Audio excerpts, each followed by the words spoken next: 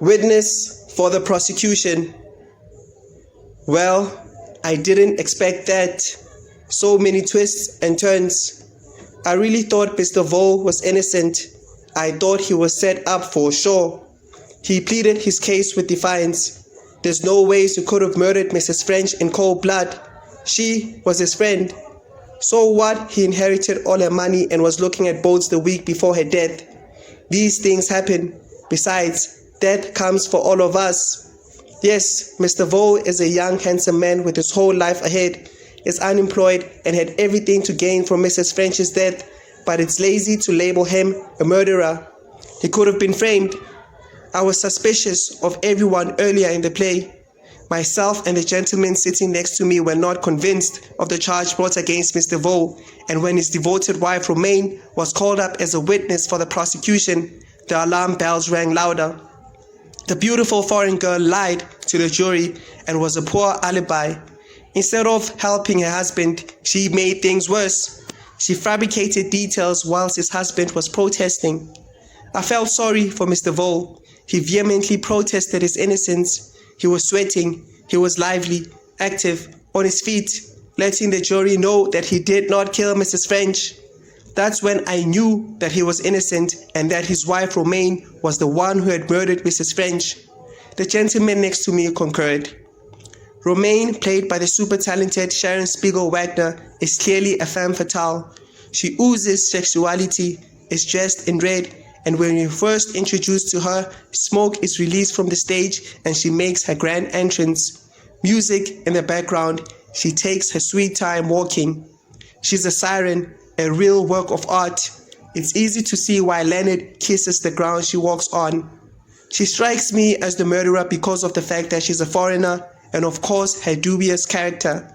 It's also revealed that she's not even married to Mr. Vole.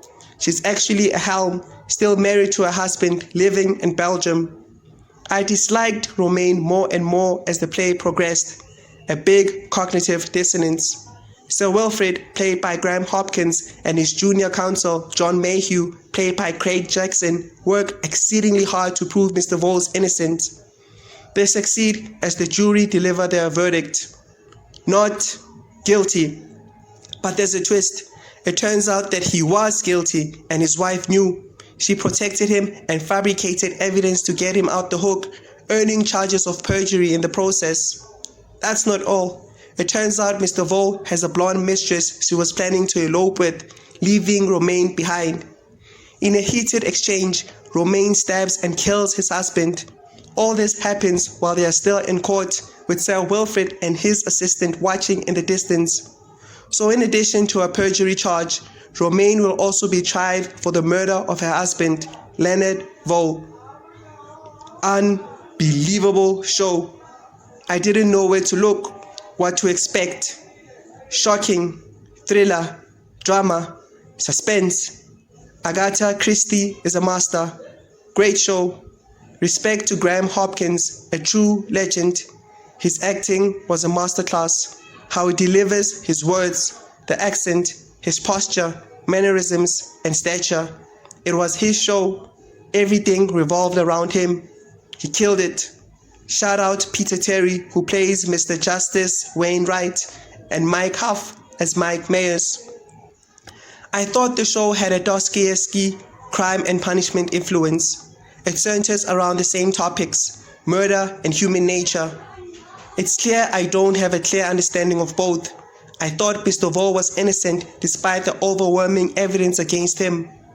Dostoevsky's character Raskolnikov doesn't murder to inherit a fortune. He murders in cold blood because he is vile, ugly, and because he can. He murders because he is in a position of power over the elderly woman, because he doesn't see the use of the elderly woman living, because God won't stop him. Dostoevsky documents Raskolnikov's psyche. He's in a mess. He's haunted. He can't sleep. He loses weight. He's sick. He's overwhelmed with guilt. The magistrate in charge of murders and equipped with a shrewd understanding of criminal psychology sees all of this. He torments him with his appearance, questions. He sees right through him. Ultimately, Raskolnikov confesses and hands himself over. Leonard Vole didn't exhibit all of this behavior. Could he be a sociopath? Stories like these teach you a lot about human nature. It's interesting to contrast them. Witness For The Prosecution is a thought-provoking show that depicts how absurd the human condition is. Albert Camus would be so proud. I'm not going to act like Sharon Spiegel Wagner isn't my Achilles heel. She's the best, and she delivered yet again. If I had my way, I'd see her every day.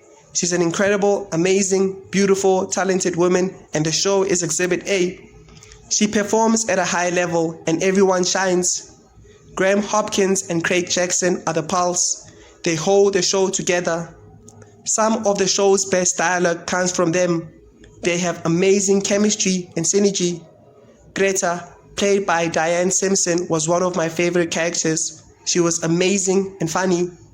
Brad Kruger as Leonard Vole is excellent. The show is well written, the performers are amazing, and the direction and lighting perfect. The lighting and smoke was pretty awesome. It's an experience. I felt like I was in that courtroom. I loved the fact that the set was not fixed. It kept on changing. That was appealing to my eyes, and it helped with the mood that the director tried to evoke and convey.